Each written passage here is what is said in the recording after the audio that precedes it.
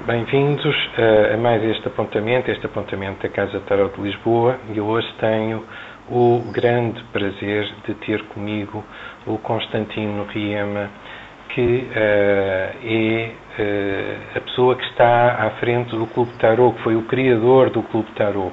E o Clube Tarot tem muito de ligação com a Casa, mesmo sem ter sido um projeto irmão no início, mas há umas afinidades naturais, pelo menos que eu sinto, e da conversa que eu tive já com o Constantino, que é qualquer coisa que partilhamos, não é?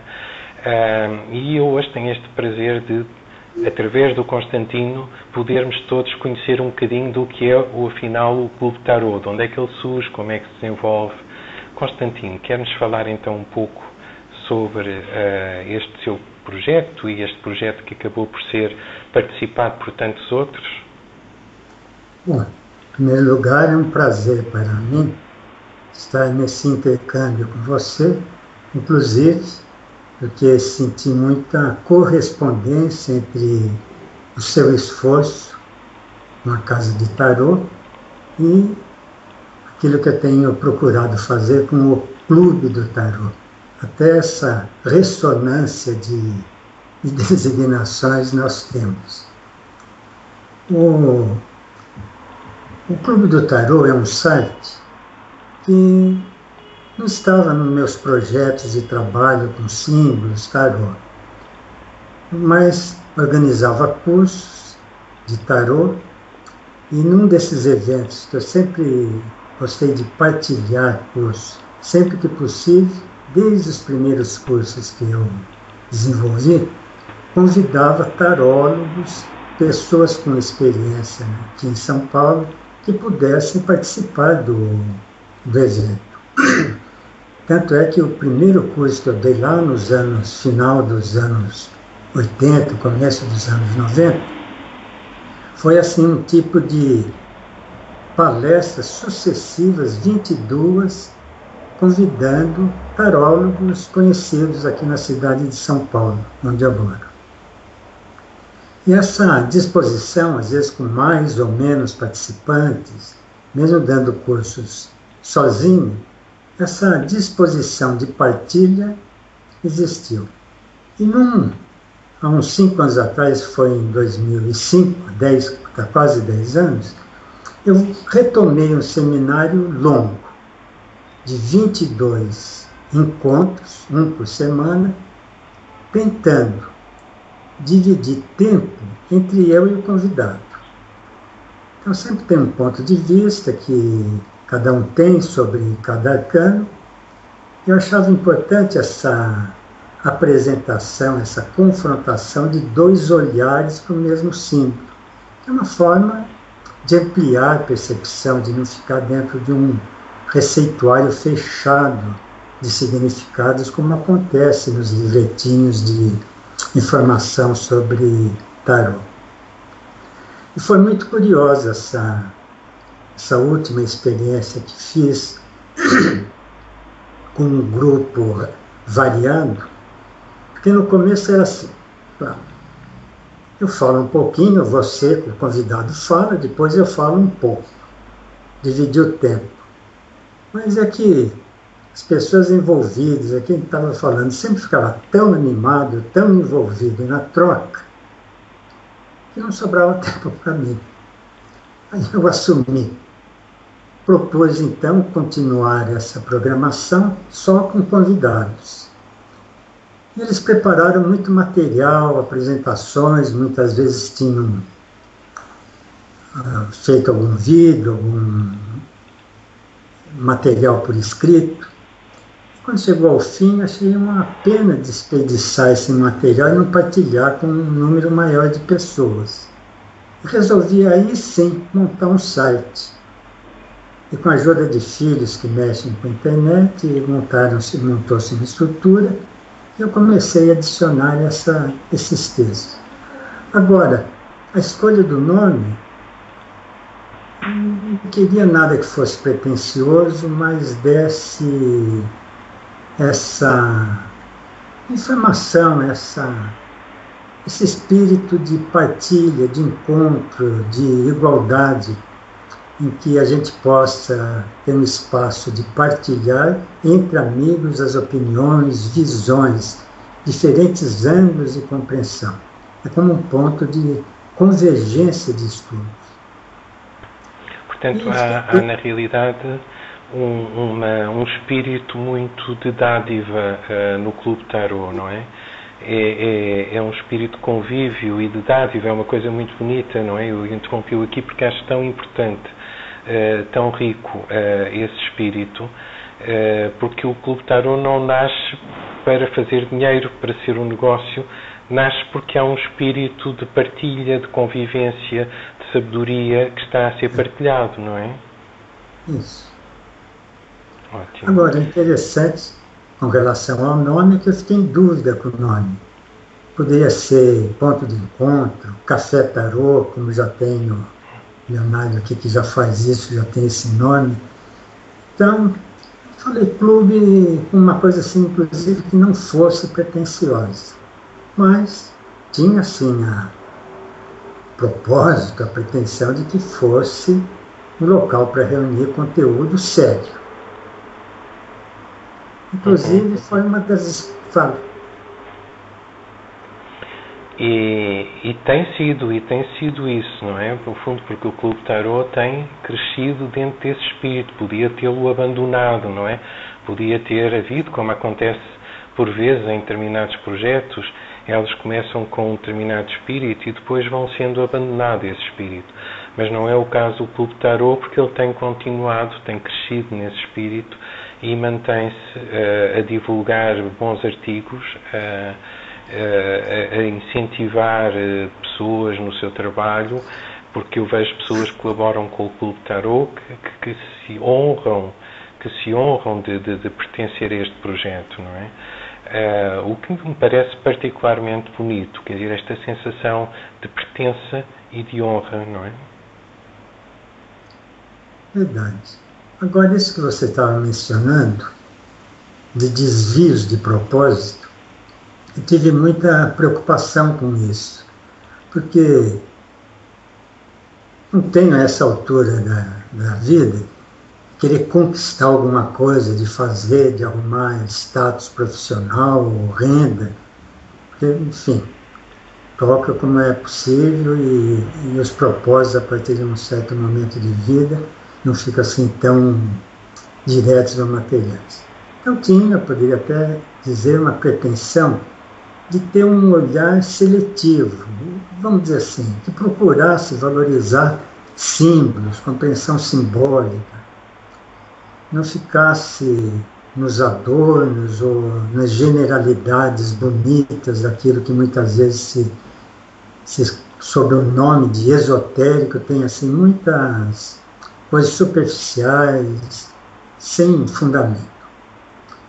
Então, quer dizer, inicialmente, eu procuro ainda manter, porque é o meu interesse, essa busca de uma consistência da compreensão simbólica, não só do tarô, mas de outras linguagens, uma atitude que, com o tempo, eu fui percebendo que precisava ser flexibilizada. Eu devo isso também, essa experiência no Clube do Tarot, de ter ficado frente a linhas de trabalho, atitudes, a disposições que não faziam parte inicialmente do meu propósito. Quer dizer, se o espaço, ainda mais que eu falo, é um clube, um espaço aberto, em que medida a gente pode também ficar flexível de permitir expressões que não são consonantes, às vezes até dissonantes em relação àquilo que eu colocaria como propósito. Então foi uma experiência assim, muito rica também por esse lado, dessa mudança de atitude, de disposição ao receber o material, ver como incluir ou como fazer.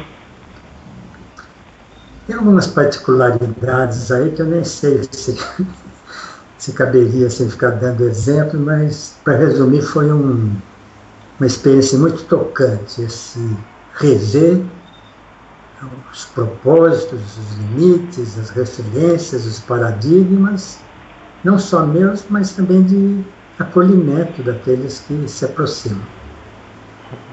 E há de facto aí um trabalho que eu sei que é um trabalho difícil, porque conseguir juntar todas as energias, as vontades das pessoas não é muito fácil.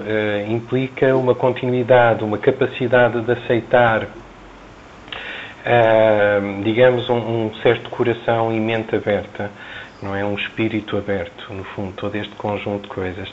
E o Clube Tarot tem, no fundo, mantido isso e crescido, que é o importante. Não parou, porque às vezes há esta desistência a meio e não é o caso, até porque o facto de estarmos aqui a falar hoje, penso que significa que continuamos, tanto de um lado como do outro, em velocidades naturalmente diferentes, com esta grande vontade de continuar a crescer, de continuar a haver intercâmbio, a tal espiritualidade que o Tarot precisa, porque num tempo em que se fala tanto em espiritualidade, às vezes sentimos que ela escapa, não é? Que ela já não é tão verdadeira, não é?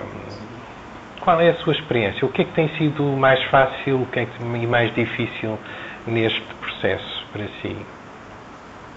Aquilo que tem facilitado e o que tem dificultado?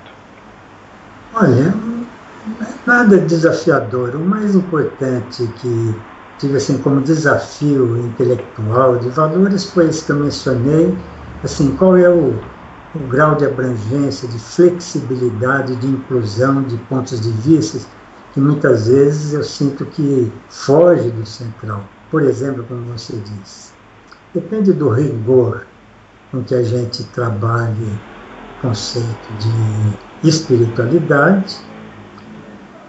Tem muitas coisas que fazem parte de uma, de uma imaginação, de uma coisa sem tanto respaldo, que fica sob o mesmo título.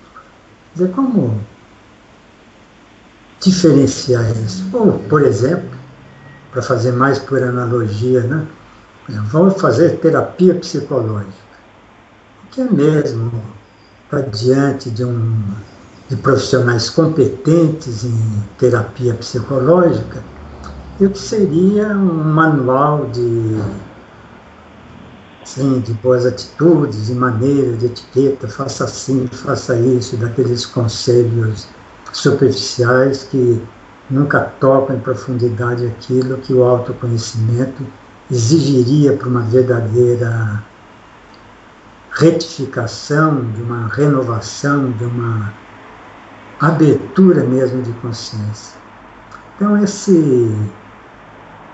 eu acredito que esse é o desafio importante, essa discriminação dos níveis em que cada coisa se apresenta. Quer dizer, isso eu procuro manter e encontrar um caminho de estabelecer assim, esses diferentes degraus. Por exemplo, nesse sentido, não é bem em torno desse assunto, mas, por exemplo, eu teve um colaborador assim, muito importante, chama Flávio Alberoni. Ele vem de uma família de sensitivos e trabalha o tarô dentro dessa disposição que é mais mediúnica, sensitiva, do que de estudo simbólico, como eu fazia. Então, a convivência com ele foi muito importante, as trocas.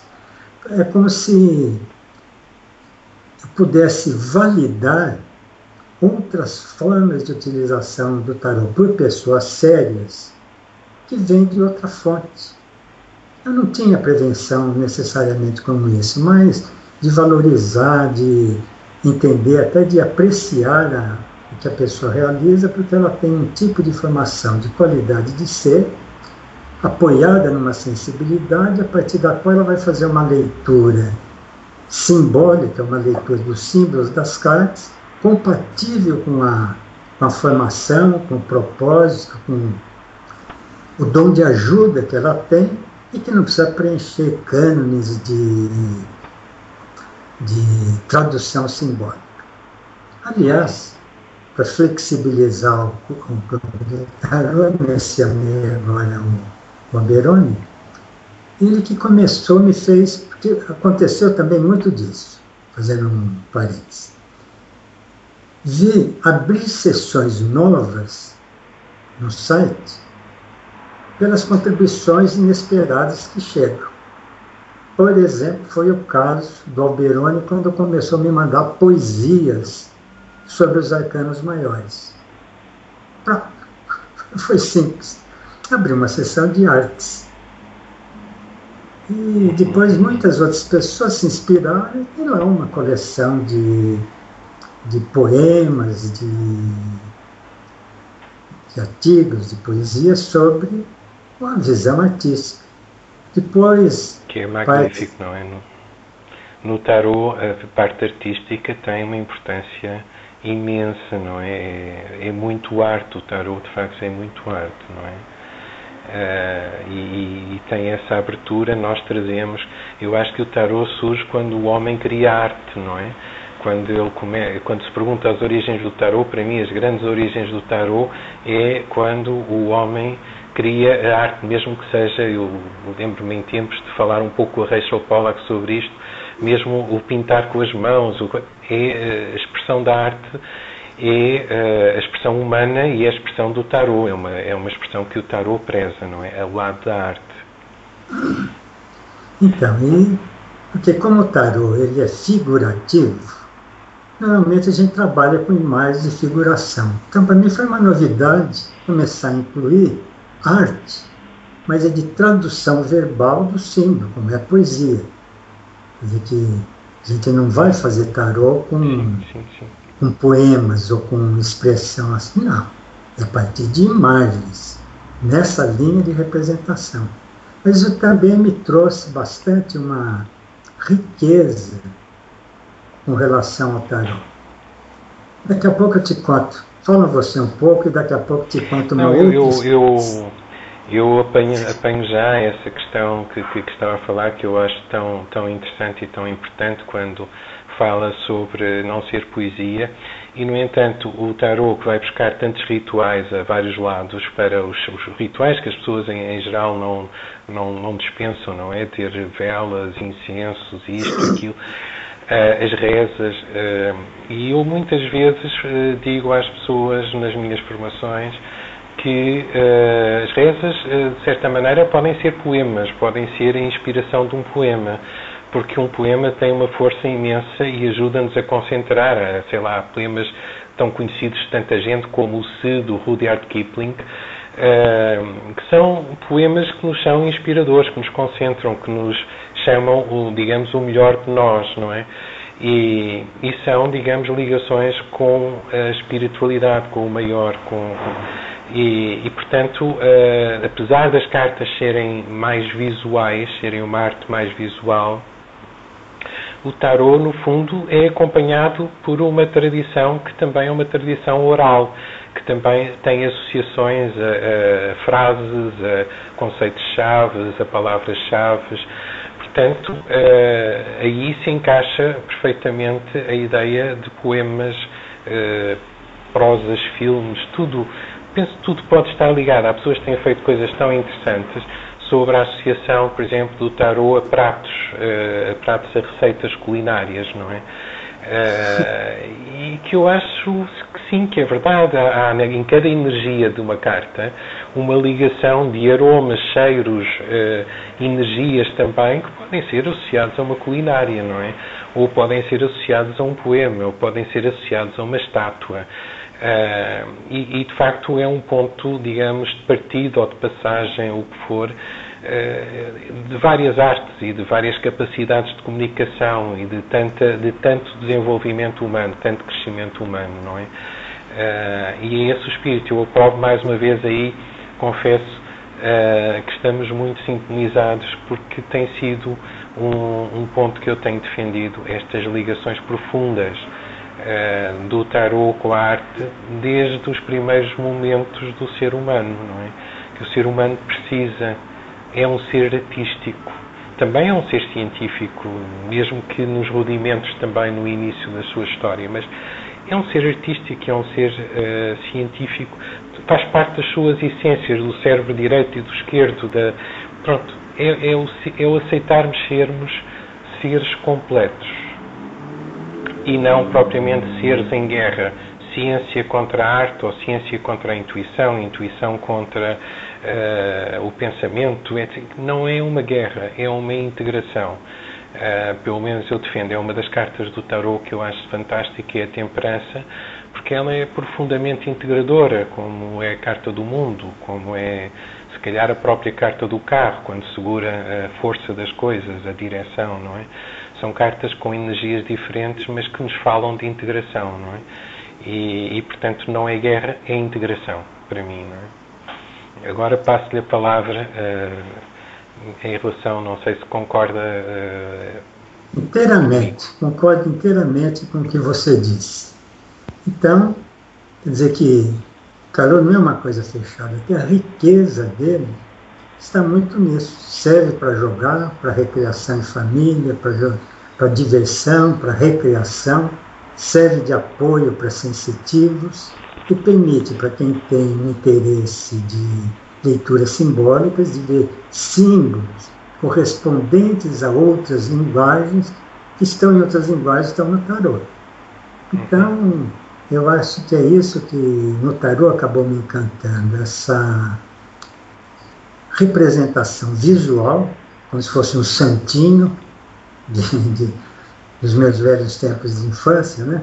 Que a coisa mais parecida com o tarô que na minha infância tinha era santinho que o padre distribuía na igreja.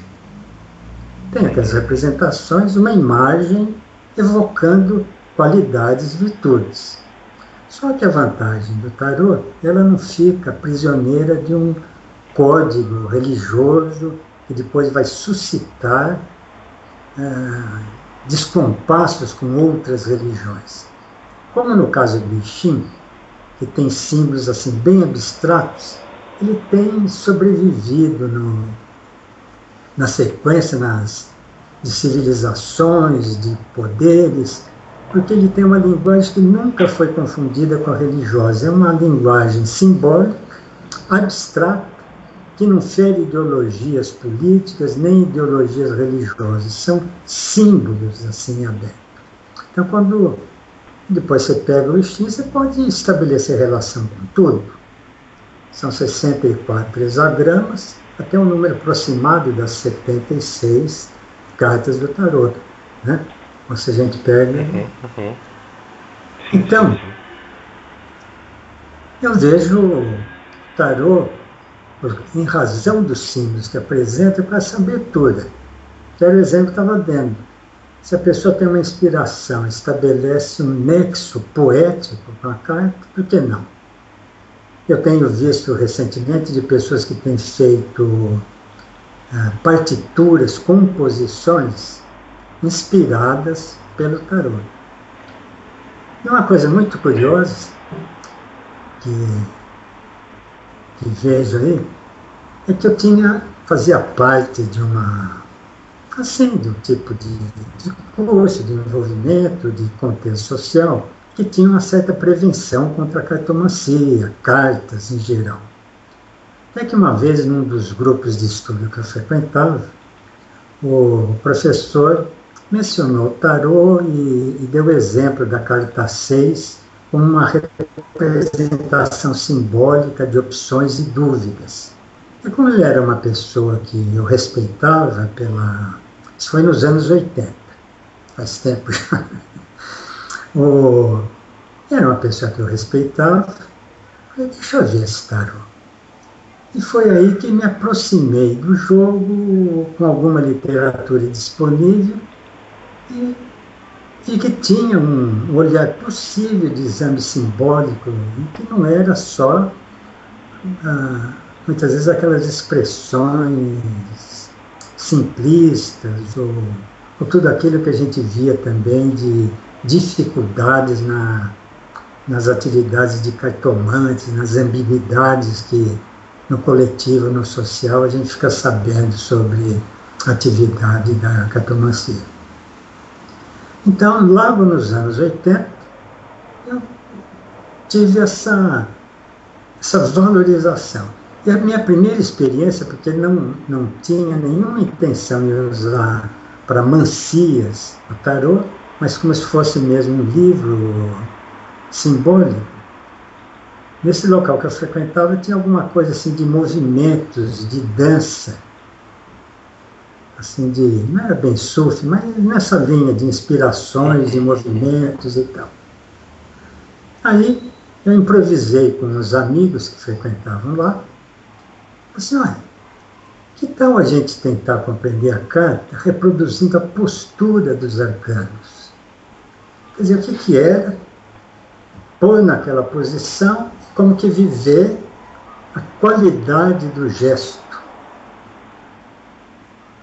Então foi uma coisa interessante, é como se apreender a qualidade da carta pela postura, por sensação.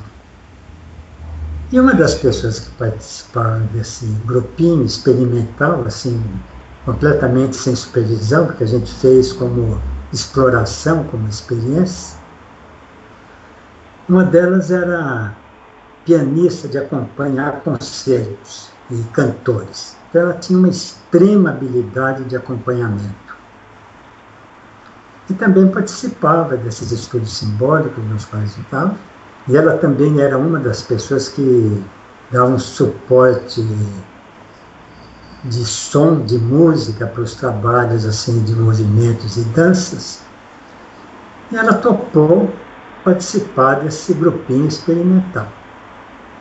Então todos nós assumimos, fiz umas ampliações de cada arcano maior dos tipos clássicos, assim, daqueles de Marcélia para trás, punha.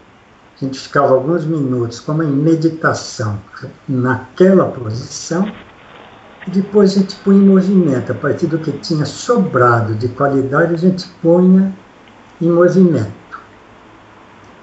E o grupo começava cada um de um jeito, era assim como se ganhasse um contexto, um conjunto.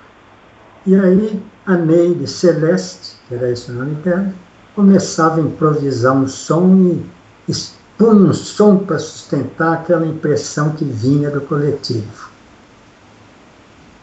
Bom, isso foi até o dia que o instrutor soube que a gente estava fazendo isso e nos proibiu de continuar nessa experiência. Mas o curioso nisso tudo é que já vem assim meu primeiro contato com o tarô, que não foi pela mancia, foi por essa lado simbólico, por essa experimentação de fazer uma ponte com posturas, movimento e a percepção por sensação. Sabe uma coisa, já que você envolve também a astrologia, eu acho que a apreensão simbólica por sensação, ela tem muito a ver com ênfase no elemento terra.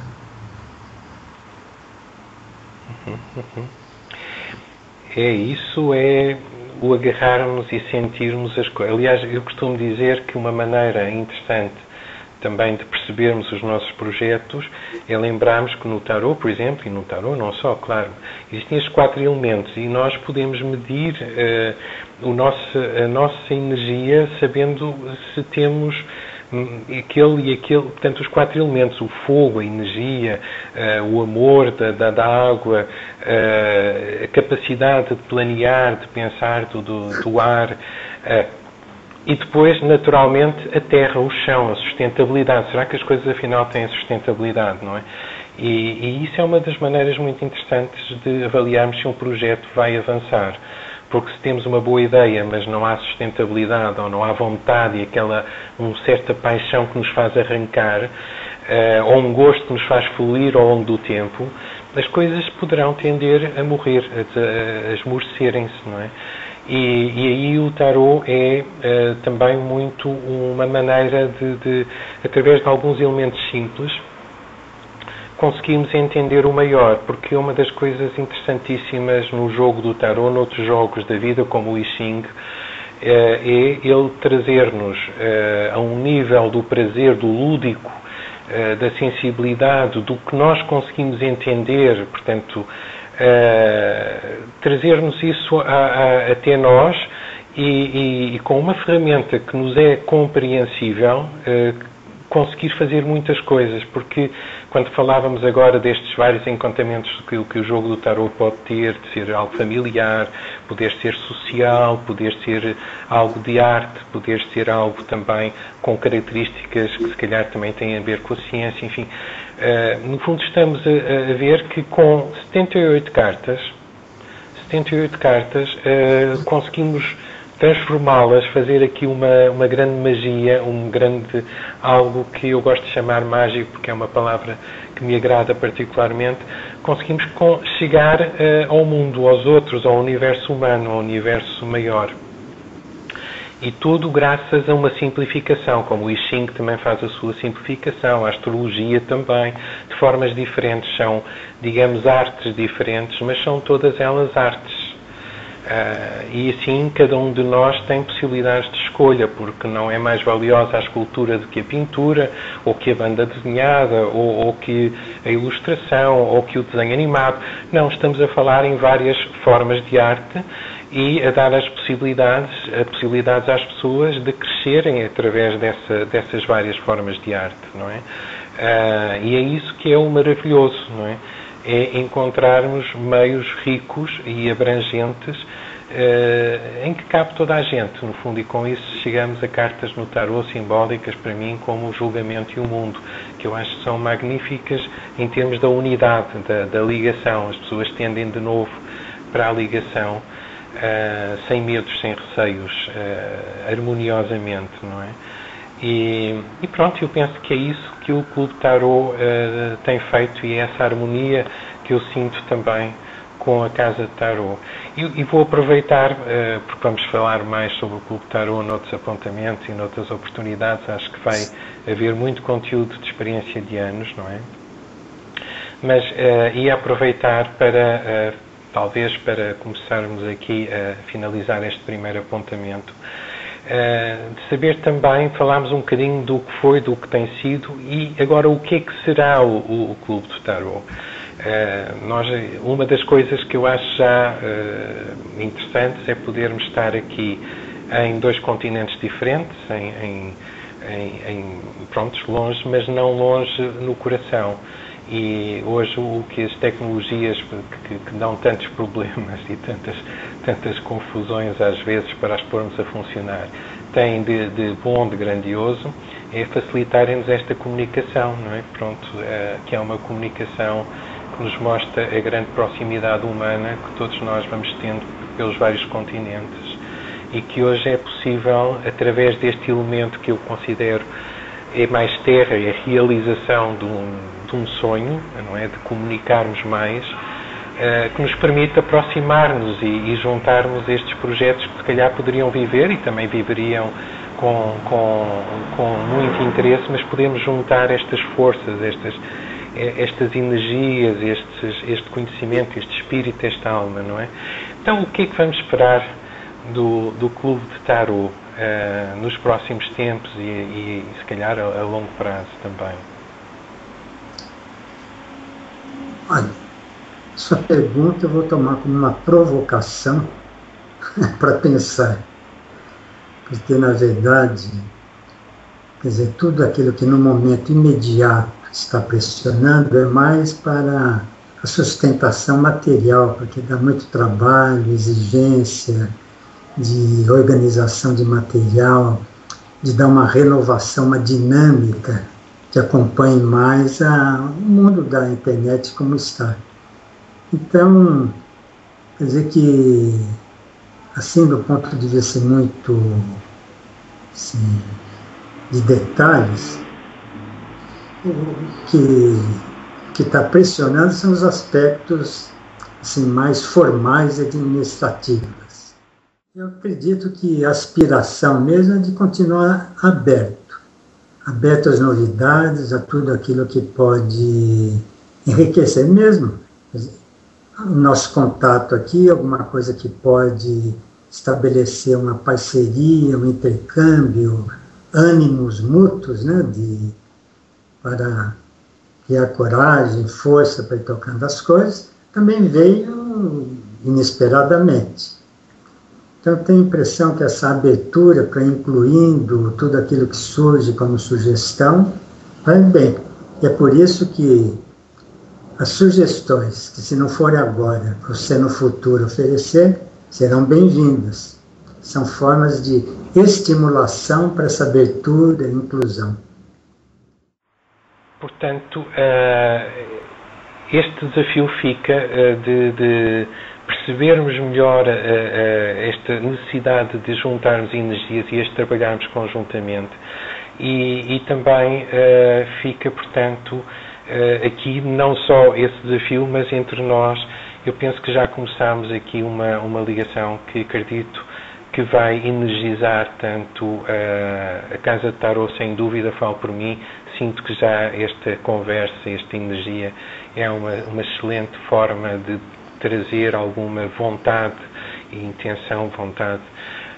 E depois acredito que a colaboração vai trazer também possibilidades de transformarmos isto em algo mais, não é? Em algo mais prático também, em manifesto, que é um grande desafio humano, é também transformar amor, vontade em algo manifesto, que é muito os ouros, que são tão malfadados também. Algumas pessoas entendem-nos só como as questões do dinheiro, o valor do dinheiro, e nem tudo é dinheiro, e para outros é tudo dinheiro, mas não, precisamos manifestar. Às vezes as pessoas que gostam de nós têm que o manifestar colaborando também de uma forma prática, física, connosco.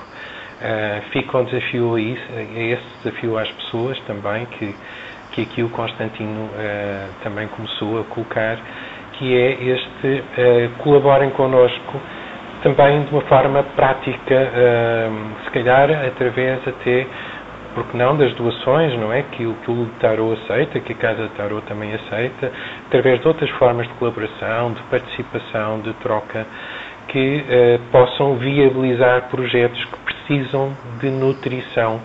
E a nutrição, cá está também no naipe dos ouros, no naipe da manifestação. Constantino, quer terminar, finalizar com alguma mensagem especial este primeiro apontamento que fazemos? Achei muito interessante. Você mencionou o naipe de ouros, mencionou a carta do diabo, mas são dois assuntos, cada um deles daria para uma troca, para intercâmbios assim, mais. Não só assim, mas é como para o seu mesmo projeto de reunir diferentes versões, visões dessas casas. Eu acho muito interessante quando a gente pode, nós não tratamos diretamente disso, mas de poder mesmo pegar esses temas e falar das diferentes experiências, impressões de leitura desse símbolo, à medida que foi colocado em prática.